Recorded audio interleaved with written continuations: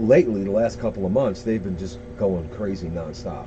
There seems to be between the back of my house, which is on the main road, and the front of my house, which is opposite the road that connects to the river road, which is the entrance to the indigenous community. There's so many dogs. I mean, I look at any given time of the day, I look out the front of the back window, and there's a dozen of them just walking in the parking lot, scavenging for food, and the cats. I've noticed a lot of cats too, and they're starting to, and you can't blame them. They're animals, but they're attacking the trash. Yes. Now, so we have to keep our trash inside the gate until the trash comes.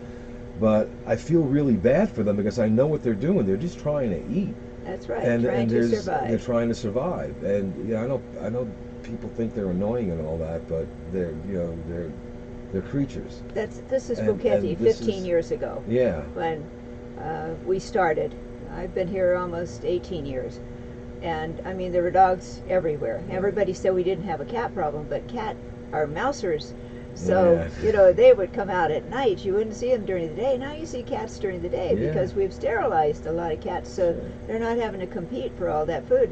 But what you're seeing now is this conglomeration of dogs and cats looking for food. And, as an individual, what a person can do is to go to their Panamanian neighbor and say, here, let me help you with some dog and cat food. Right. Because they know who has the dogs and the cats, for criminy sakes. Yeah. I'm personally feeding, helping some friends who lost their jobs, couldn't work, and I know they have enough food for their table. Okay, I supply food occasionally, but normally I'm headed for their dog, and they're embarrassed. But, and I understand that, but it's like, man, you gotta feed your animals. We have to feed our animals. Yeah, dog food. I know that those of us who a lot of the expat community, we'll go to the store, and dog food's not expensive to us. Right. And you can get a 20-pound bag of dog food for $15. $15-20. You can get a 50-pound bag of dog food for about $35. Yeah. And in the grand scheme of things, to a lot of us, it's not a lot of money. Right. But to a lot of people here, that's their grocery bill. That's all they have to feed their family.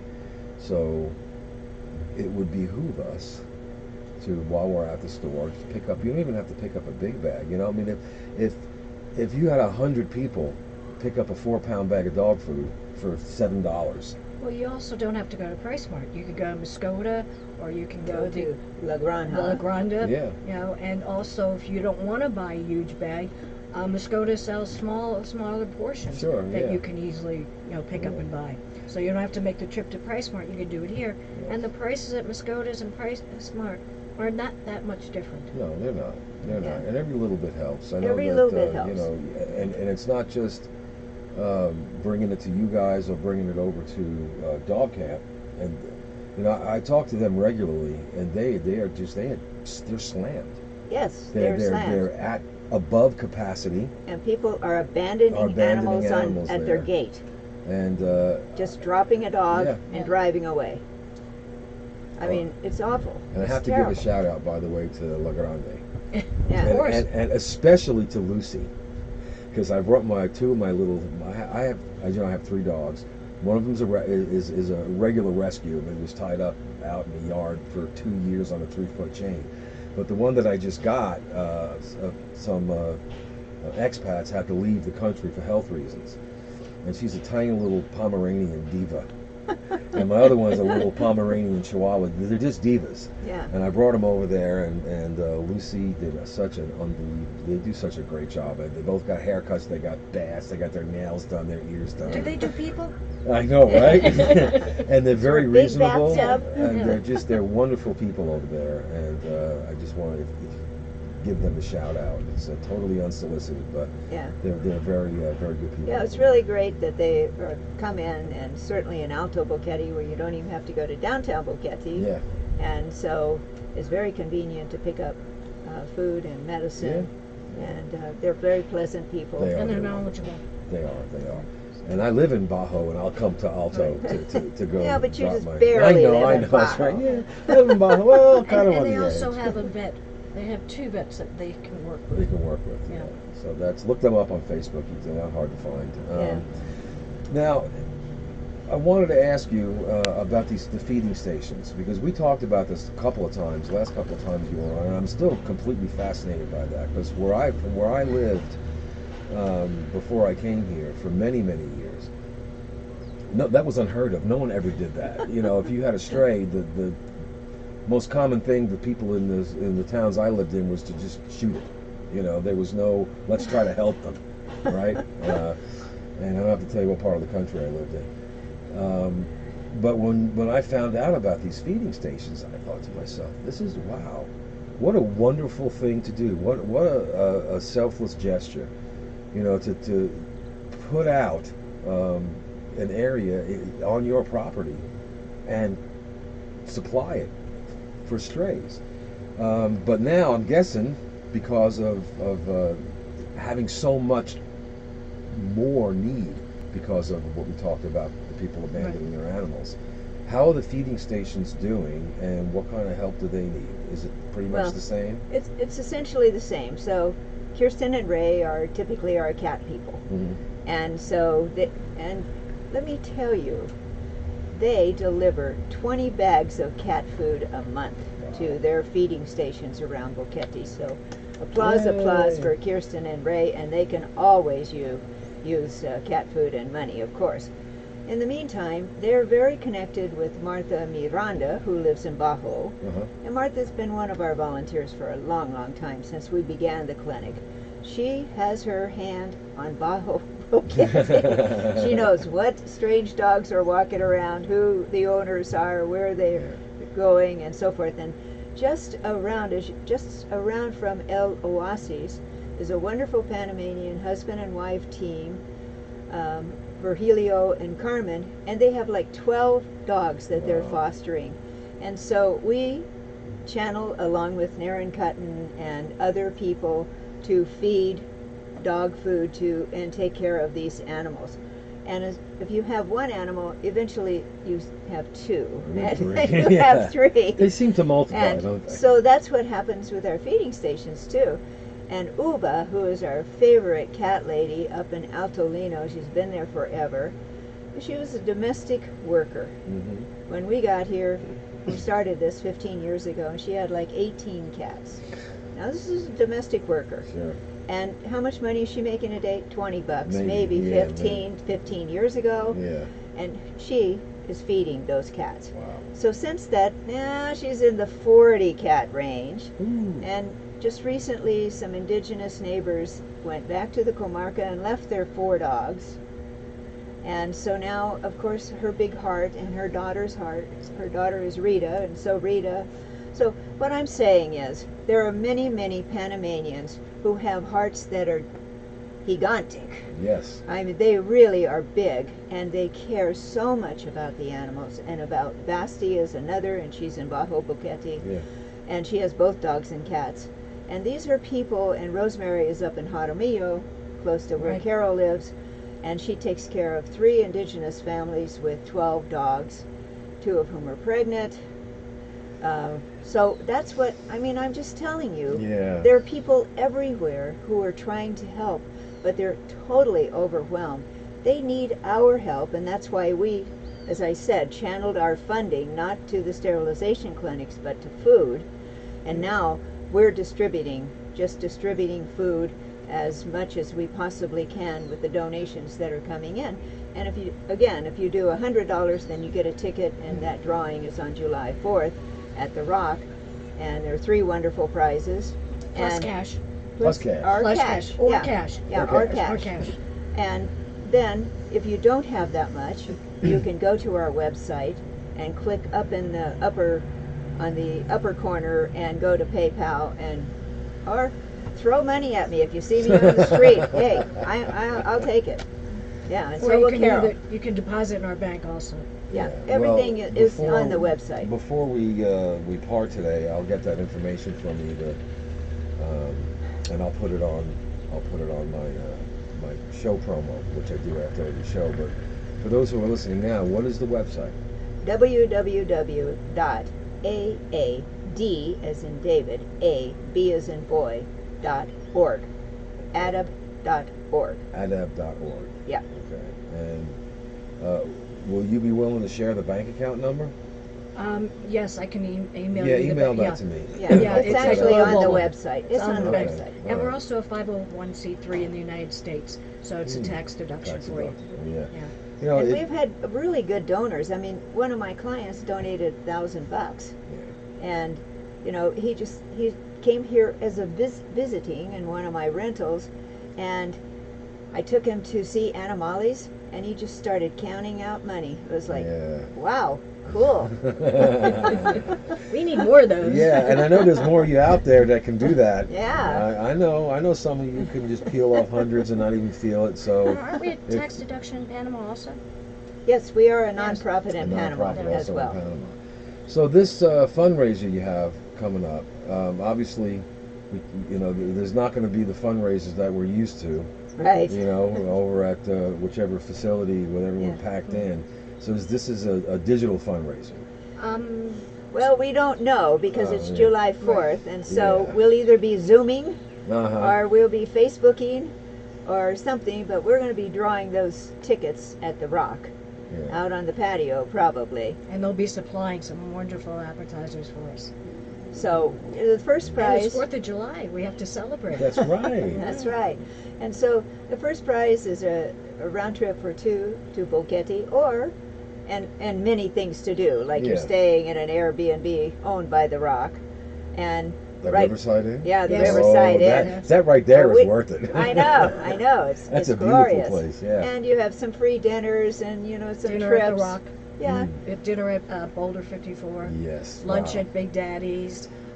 Zip line. I mean, you have everything that you could possibly, or $1,500 if you'd rather have $1,500. No, take the take the fun. Take the fun. And the second prize is Bonaire, a week in Bonaire. Sure. You have to fly there, but I just spoke to Hikes yesterday, and he said that Bonaire is COVID free. They're reopening everything. It's a big tourist spot. Yeah. It is the most wonderful dive spot in the world. Wow. It is wonderful. Or you can take the $800 instead. And then the third prize is, of course, coffee from Boquete. How could it not be? I wonder where that comes from. Single estate coffee. You'll get a pound of coffee a month for a whole year from various different fincas in Boquete.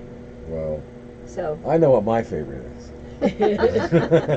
Which one might that be? Vista Encanto coffee? Yes. I tell you what, man.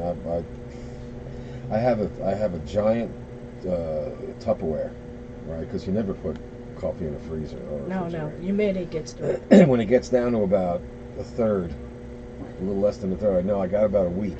And yes, I drink a lot of coffee, so I will be contacting you shortly. But anyway, those you see, then those are really, really generous gifts. And I know, okay, the cash is nice too, but there is so much to do here, and tourism really is kind of taking a hit. Oh, a big hit.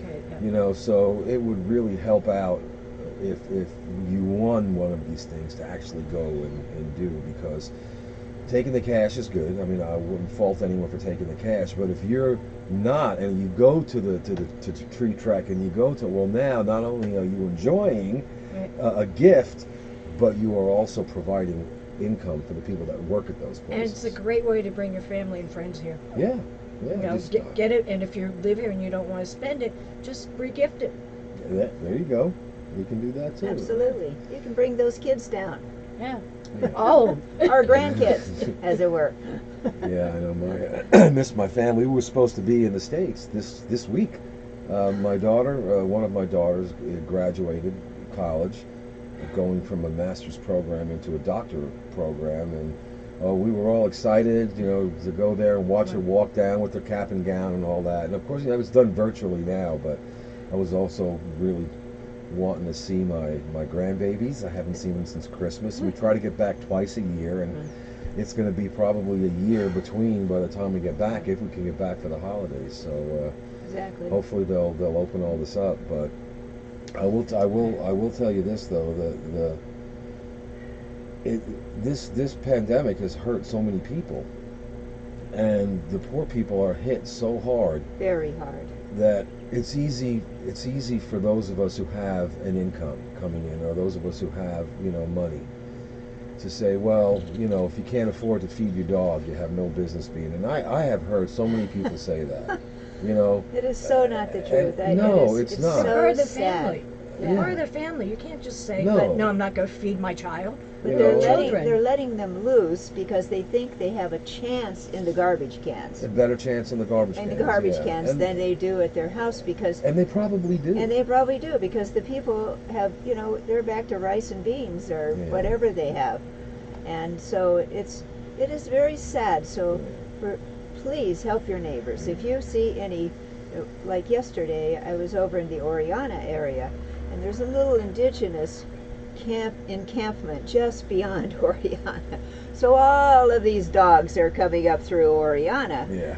And I'm talking to one of the owners, and there is a lady feeding the dogs. So, you know what? I'm taking her some dog food. Well, look, and she's a Panamanian lady, so I just know she doesn't have the money to feed of those animals. And it's not, it's so easy, to pass judgment.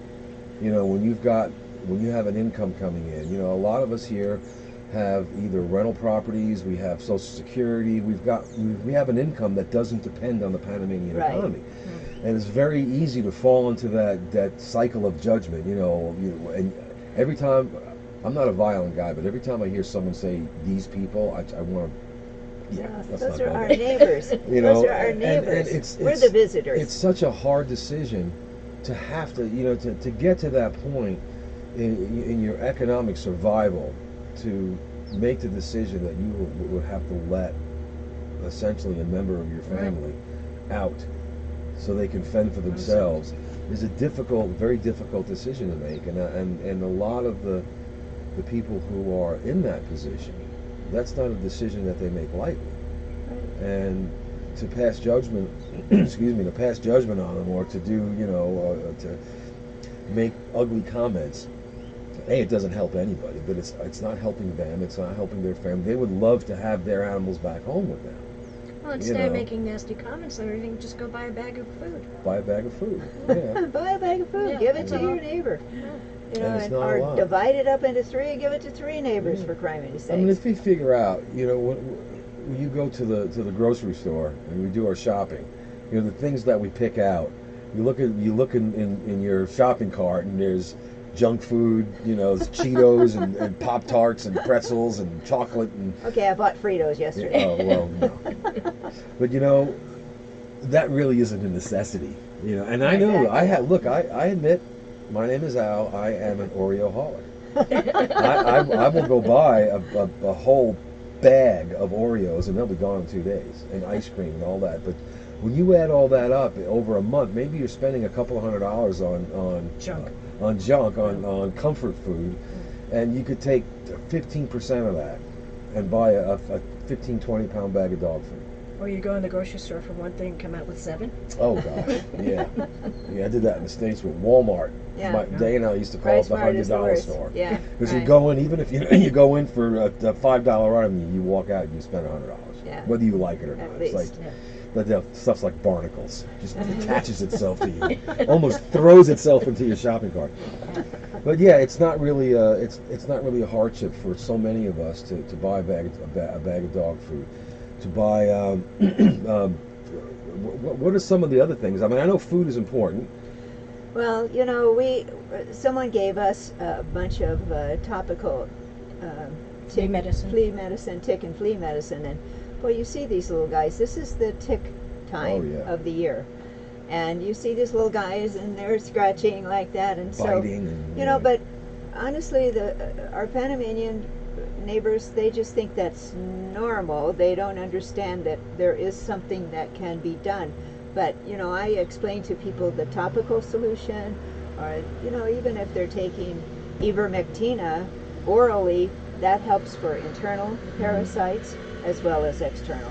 So you can help people by just doing that. Or if like recently I had a death in my dog family, and so I have a Seresto collar that I can share with someone, that I just put on 2 months ago, and those things are good for 8 months. Wow. And Yeah. so those are the kinds of things that you can help people with. It's like flea collars, topical the flea topical, spray, things for ticks, and even if you just bought some soap, flea and tick soap, you know, and they could give them a bath, and that would give their dogs such relief. Yeah. And they do have, what we use at the clinic is a spray-on flea medicine that we put on a paper towel and wipe them down, and it's quite expensive. It's $8 a bottle, but it's very concentrated. You know, if they want to go to Moscota's or in the other places and buy these things and just leave them there and tell them they're for Amigos de Amales, we'll go by and we'll pick them up. You know? Yeah, that's true. Or they could even leave money in an envelope at mailboxes. And mailboxes. Mailboxes Yeah. is a good place to leave money. Yeah. And they'll definitely hold it. They're great people over there. Yeah. They do a wonderful job Of supporting the community. yeah, Absolutely. absolutely. You know, and I had, I know this isn't just a local area here. Before the world fell apart, I had Heiss on the show. And obviously, you know, he's involved in Right. everything. I mean, Right. province-wide, and even on the other side of the canyon. Right. And he was sharing with me that the needs aren't just localized in one spot. Oh, It's no pretty way. much everywhere. And you know, we can't do much for communities outside of the Boquete district, but we can do a lot in the Boquete district. And by the way, the Boquete district extends from the northern border, which is what It is Altipiel, Los Donaños, and up there, Altolino, all the way down to the Dolega border. Yeah. It includes Francis. Yeah. So you're talking about a geographical Huge. It's like area. LA. It really is. It's basically 2/3 I mean, Caldera is part of us, of for crying Cherokee. sakes. of Cherokee. Yeah. Yeah, and Huge. that is a huge area to cover. Yeah. And But we have a solution for that too. okay. We are the solution people at Animales. Yes. So you give us a problem, we find a solution. So our next big deal will be, after this fundraiser is over, is we were going to start putting money toward a vet van. And that vet van travel. is going to go Yeah. into those communities that cannot bring their animals to us. Yeah, I am so glad to hear We that. are so excited about that. We know it's going to take some money. And I was talking to Hikes yesterday, you know, at first we were thinking, oh man, this is going to be, we'll just get one totally already done, yeah. you know, which would be perfect. We'd love to have, and I saw one on the internet, of course, it was a sterilization van. This vet had gone up into the remote Oklahoma. areas of Oklahoma, like out on the reservations and so forth. But he retired, and so then he went to sell his van. It sold, and it was like the logistics of getting it from Oklahoma to God, Boquete. the shipping on that alone. Yeah, the shipping and all of that. So then I began to think, okay, Ruby, how did we start? Okay, we started with a couple of tables in a gymnasium. We can get a van. We can put a couple of tables. We can do the bare necessities. Have our vet. We will have 1 or 2 volunteers assisting. You know, we will go to a community like Caldera, for instance. We, Hikes, of course, wants us to go to Puerto Rios, Bugaba. Yeah. Well, the Roadrunner's for sale. Flor. Yeah, it does. Yeah. The Roadrunner's new for sale, road. by the way. Yeah, this is for sale. This is for sale. Yeah. And, those kinds of things. And we get that. Hey, we have the solution. We got it. And you'll be hearing a lot more about it after we finish, after July 4th. Well, it's like I said, it's really good to hear that, because Heiss and I had talked about that on the show, and we also joked about, yes, this RV is for sale. There's a bathroom back there. It's got all the hookups, but we talked about that and at length. I think we spent almost a third of the whole show talking about the need for that, and he was explaining as to these remote areas where you can't get in there without a large You almost need a four-wheel drive. And they make four-wheel vans. Yeah, You of course can they get do. in there. But also the people that live there, they don't have have no transportation. They can't get out to the It's not like you clinics. can call a taxi and load up your dog Yeah. or your cat. And if anyone's listening and has contact with somebody who has a vehicle such as that, contact us, because we are looking for something. Yeah, we're looking for an empty van that we can, organize the way we need it to be organized. Four-wheel. Yeah, Four-wheel, yes, drive. Four-wheel drive. And we have a vet who's willing to help us. And so... And it can be a tax deduction. Yeah, could be. So... And again, we know there's people out there that could just say, what is that, 50 grand? Here you go. Yeah, right. Let me write you that Actually, check. not even that much. Yeah. We're looking at something around max $30,000. And that's with all the equipment. That's tricked out. I'll tell you what. It doesn't have to be brand new. We had... No, absolutely not. Day and I have utilized mobile vets almost exclusively. We're married, we're together 30 years. And every dog that we've had has been a rescue. We've never gone to a puppy mill. We did rescue a puppy from a puppy mill. They had a boot. Well, you really can't even call it. It was like a fair. These little carnivals that come around. Right. And there was this guy who had all these cages lined up, and he was selling these puppies.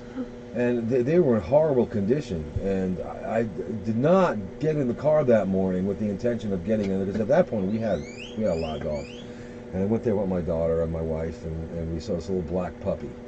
And we were talking. I was like, well, I don't want to support the puppy mill. Right.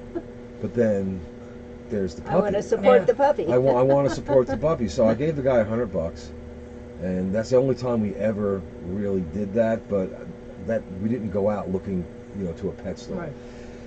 So we've had rescues, a lot of them over the years, and usually when we get them, they weren't sterilized. They had worms. They were just Right. And there's this company in part of Georgia we lived in where they had like 8 of these vans.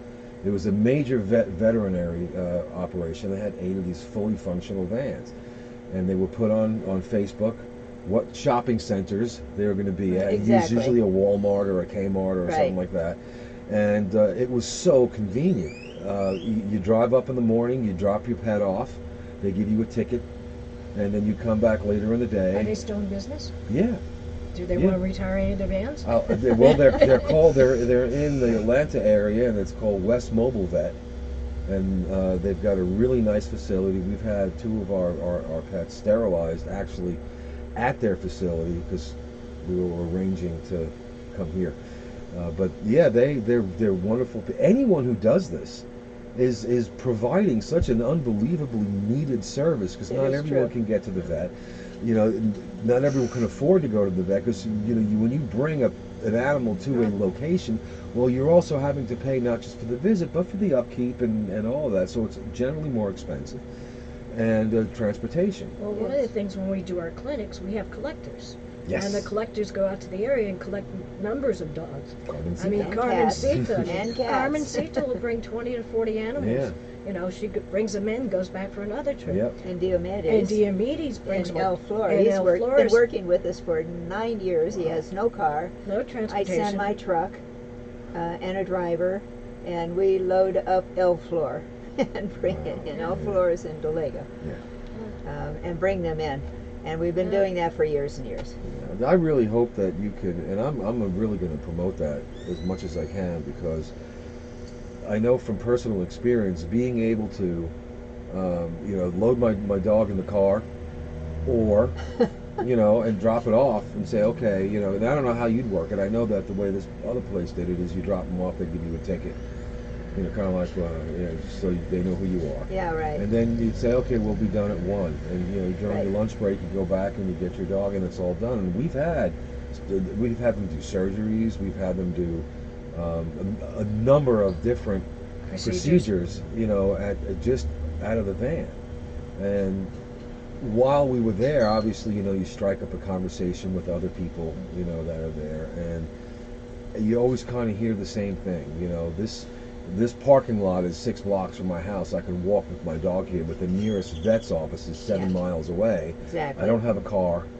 You know, and if that problem exists in the States, Oh yeah. it's 100 times. It is 100 times worse here. Absolutely. Well, this vehicle can also be used not just for sterilization, but for general checkup and health related to. Yeah, we're looking at doing vaccinations because Caldera seems to be the distemper capital of the world, at least in Chiriqui. And so we've had more than one vaccination clinic in Caldera because distemper is a horrible disease. And it's what is distemper? Because a lot of people hear about it, but it's the runny nose, and it goes from dog to dog. Eventually, they die. So they is it stop contagious eating. from dog to dog? Extremely contagious. Okay. So Mainly if it's in puppies. this yard, it goes to that yard. Parvo is really the puppy disease, and they also get that, but largely it's distemper in Caldera. And so when Judy Odom lived out there, we did 2 or 3 vaccinations. Wow. And I mean, people, they brought them in. Here's the fun thing, is that guys on horseback would come down. We would give them syringes to take back to their houses to administer to their dogs at their home, because they couldn't put the dog on the horse and bring it down. And so, I mean... That'd be a nice trick, though. for the cabalgata, right? Yeah, right. But those are the kinds of things, you know, it's that people, when you give them the opportunity, they come up with their solutions. And so that's what we're the opportunity and the solution people. So we'll be doing things like that as well with that van. It's not just going to be a sterilization van, which is, of course, our passion. Sure. But it's going to be used and utilized. Again, I could tell you from personal experience, this company that we use in Georgia, it was West Molivet, it wasn't just sterilizations. They did a whole, vaccinations, right. And they give you packages. So, okay, you know, if you have we'll sterilize your dog for $20 if you buy our vaccination package, which was $35, or $40. So basically, for $75, you go in there, you get your animal sterilized, all the vaccinations they need, and the convenience of it. And I know that sounds like, it's inconvenient, but an inconvenience to us to me may be going to Baru and they're out of Oreos, right? Yeah, right. But it's more than an inconvenience when you really, really want to take some proactive action with your pet, but you have no way of doing it. Well, see, the wonderful thing here is that most of our Panamanian friends live in an agriculture area. They are so used to taking care of their animals at their house. Sure. And so if we provide, like we did, these guys on horseback, syringes, they know exactly what to do. Yeah. And it's not like we have to have a training on site, because they've been doing this all of their life, and their father before them. Yeah. And so what we're doing is hopefully supplying. That one particular year, those vaccinations, puppy vaccines were donated and brought in by a vet out of Colorado. It was like $1,500 worth of stuff that he was able to bring in. And boy, we just vaccinated Caldera like it was great. And he was here, and his wife, and we went to the little agropecuaria and right there in Caldera, and it was, people just were coming, and we, we just got into the back of a pickup truck and went to the house and did the vaccination. I mean, it was just like we were cowboys. It was great. One thing that has impressed me most about Amigos Tamales during the clinics is when we first started doing them, there were a lot of Americans that were there, expats, extraneous. Yeah. Then we got to the Panamanians, the upper scale Panamanians. And when we started seeing the indigenous women come in with their child and their animal, we realized we finally made it. Yeah. We finally got to made that connection. And the hardest part to begin with was the machismo. He's a male dog. No, we don't do this to male dogs. We're not going to do this. No. Once we went over that hurdle, it's like the whole indigenous community and the Nobly and everyone else started to understand. And they're what percentage of our clinics are they now these days? The Panamanians? Yeah, or 95%. Yeah, 95%. We get a few expats, Right. but largely they don't want to wait. The few clinics that Day and I had volunteered at, and this was last year. Day was in recovery, you know, because she likes rubbing the belly. And all that. And I was in intake with Ken. You know Right. Ken. Yeah.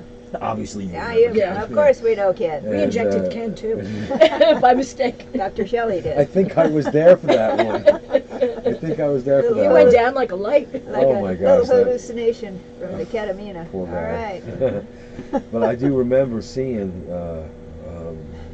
Panamanians coming in, and it wasn't just that they were coming in with their dog under their arm. They had, you know, Dresses. expensive, you know, like collars and what do you call harnesses that Leashes. you can tell that they had made not just an emotional investment in their pet, but a financial one too. Yeah, that's been an interesting, you know, because it was at our February clinic, this lady brought a really small dog With the skirt. with the skirt That's and right. wanted it on during the operation. Right. Wanted it on during the operation, which Oh. is not possible because Yeah. we go through the belly. Sure, yeah. But she was just wanted to be sure her dog was dressed for sterilization.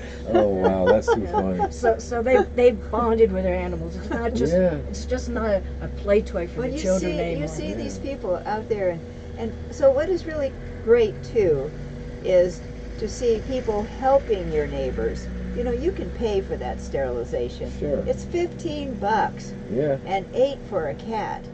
Yeah. And I mean, $15 to a guy who's making 25 a day is a heck of a lot Yeah. of money. But if you can help them, they get it. They get it. Yeah. That we don't have to put up with, you know, they're understanding. I do not want more puppies and kittens. Well, I yeah. want the one I have. Yeah. And not to be hassled with male dogs, you know, when their female is in heat or Mhm. or something. And I mean, they have really embraced this idea. Yeah. I mean, Spay Panama, just for instance, has sterilized over 200,000 animals in the Wow. 15 years they have been in business. 200,000. 200,000. Where did Yeah. it come from? Where did they keep coming from? I know, right? Yes, Well, they're yeah. dropping in. Yeah. It really is raining cats and It's raining dogs. cats and dogs. Wow, that, you know, but you know when you hear numbers like that, you know, you have to think, well, how many How have we missed? how many have we missed? I During mean, these 4 months? it would During be- these 4 months, a lot. Yeah. Yeah, that's, you know, and it's interesting though when you know, going back to how the Panamanian community have embraced their animals as pets and family members, not just, you know, utilities. My little Camila was a guard dog, and a guard dog up in the Comarca was literally chained Right. on a concrete pad on a Right, yeah. 3 foot chain, and that's where she lived for 2 years. And when we got her, she didn't know how to be a pet. Right. You know, she wouldn't come in Exactly. the house. We had to coax Nope. her in the house. We had to coax her up on the couch. Of course, now she's got her spot on the She bed. got- Yeah, she's fine now. She's She's figured it trained out. you well. She has. Oh, yes, yes. Every night we have our 3 dogs, and we're like, "Can we come on our bed now? Thank you very much." The other thing that's really interesting, before this virus thing happened, was I would see more and more people having their dogs on leashes when they were walking on the road. Yeah. That is the most recent difference. Before they wouldn't. You know, the dog would run after the car. And Yeah. you're like, my God, get this dog, oh my God.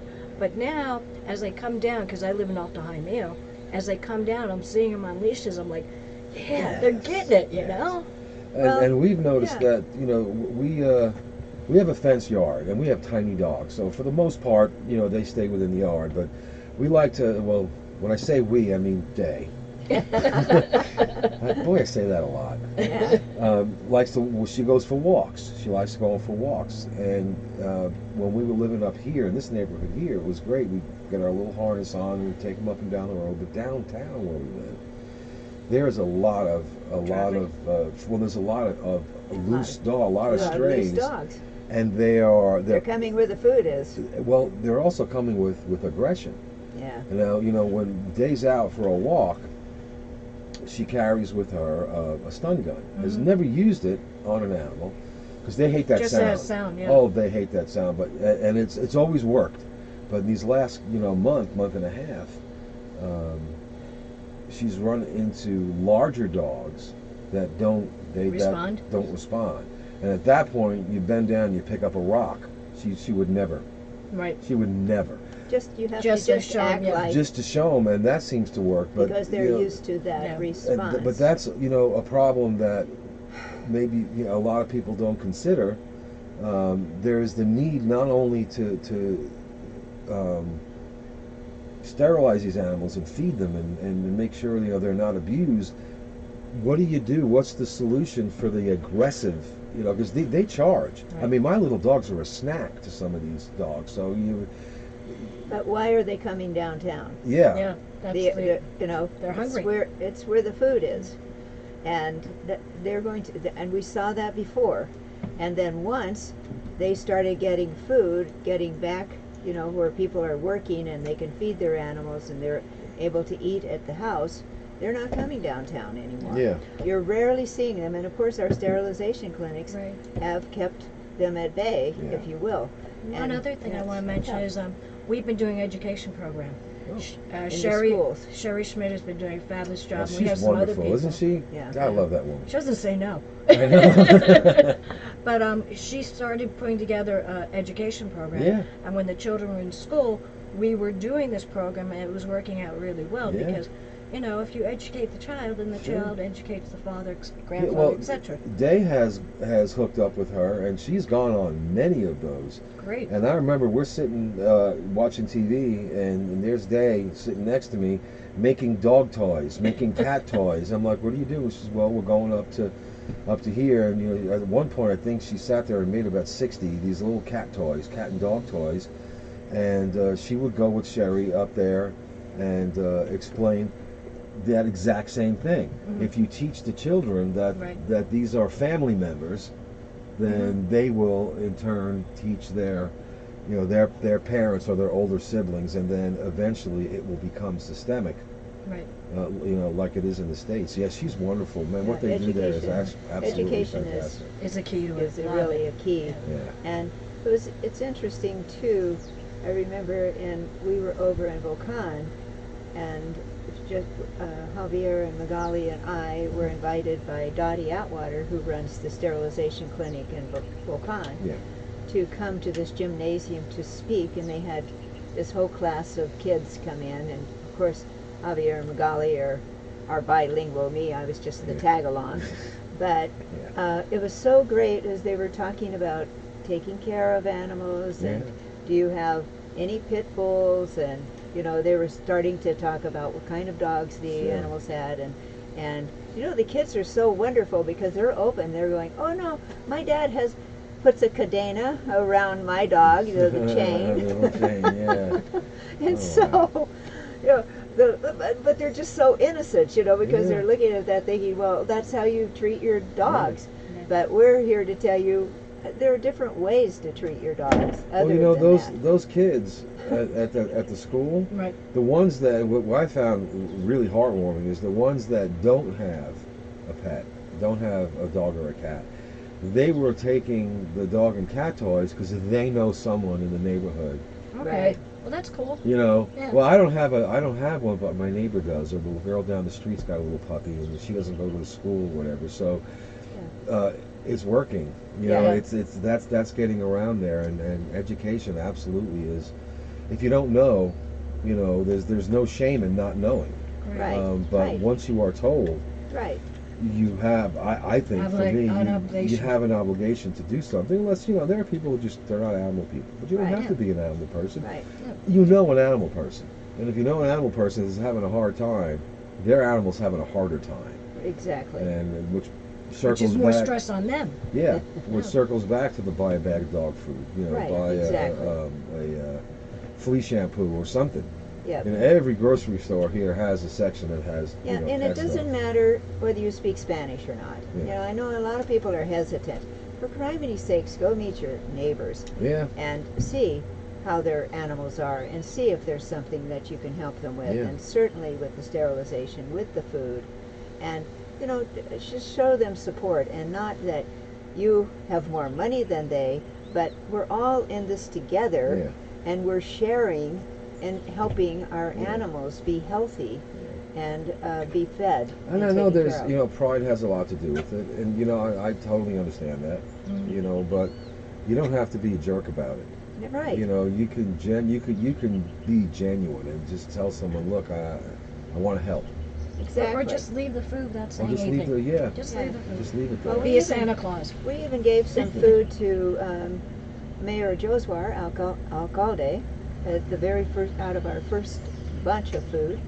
We left him bags of dog food and cat food because he was delivering food to the families. Sure. And we also were able to deliver some gloves because we had an excess at Animales.